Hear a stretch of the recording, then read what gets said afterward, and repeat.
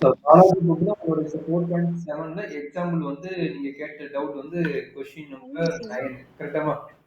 Yes, sir.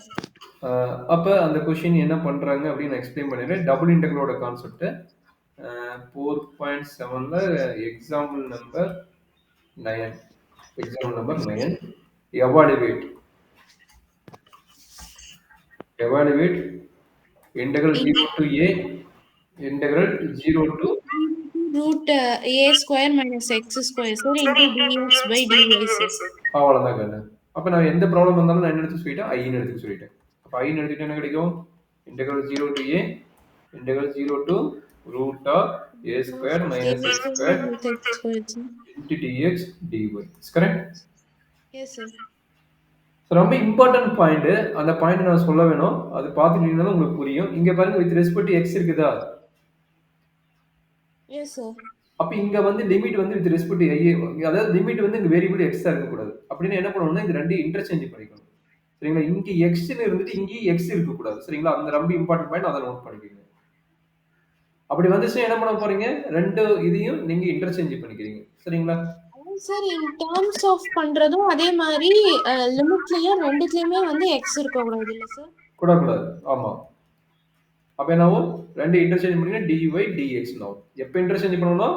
With respect to dx பண்ணும்போது அதோட limit வந்து xல இருக்கக்கூடாது. அப்படி இருக்கும்போது நீங்க இன்டெகிரல் சேஞ்ச் பண்ணி ஆகணும். சரிங்களா? அதாவது வித் ரெஸ்பெக்ட் டு xங்கிறது வித் ரெஸ்பெக்ட் டு y பண்ணிட்டு அப்புறம் வித் ரெஸ்பெக்ட் டு x பண்ணணும்.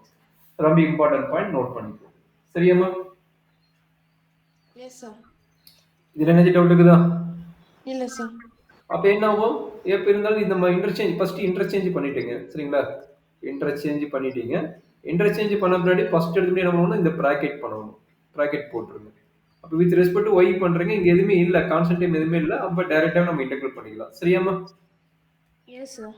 வித் ரெஸ்பெக்ட் டு y பண்ணும்போது dx d என்ன ஆகும்? இன்டெகிரல் கட் ஆயிரும். dy இது கட் ஆயிரும். அப்ப y லிமிட் பாத்தீங்கன்னா 0 to root of a square minus x square into dx. கரெக்ட்டா? S sir. அப்ப என்னாச்சு? Upper limit lower limit. Lower limit apply பண்ணும்போது 0 போட்டு 0 ஆயிரும். அதனால அப்பர் லிமிட் மட்டும் எடுத்துக்கங்க. அப்ப integral 0 to a root of a square minus x square into dx. கரெக்ட்டா? Yes sir. அவ்வளவு இதுக்கப்புறம் டைரக்ட் ஃபார்முலா தான் integral formula. Direct integral formula என்ன? a square minus x square ரூட்ல வந்தா numerator formula x by 2 into root of a square minus x square plus a square by 2 into sin inverse of x by a plus c. That's it. சரிங்களா? Okay sir. அப்ப இதுக்கு limit இருக்குதுல்ல? Limit என்ன? 0 to a. இங்க plus cங்கிறது என்னது? வராது. ஏன்னா limit இருக்குது 0 to a ன்னு. அப்ப என்ன பண்ணுவோம்? 0 to a ன்னு போட்டுங்க. இங்க லிமிட் வராது. சரிங்களா? That means லிமிட் வரும்போது c வராது. சரியாமா? Yes sir. அப்ப upper limit minus lower limit apply பண்ண போறீங்க. நல்லா அண்டர்ஸ்டாண்ட் பண்ணிக்கங்க.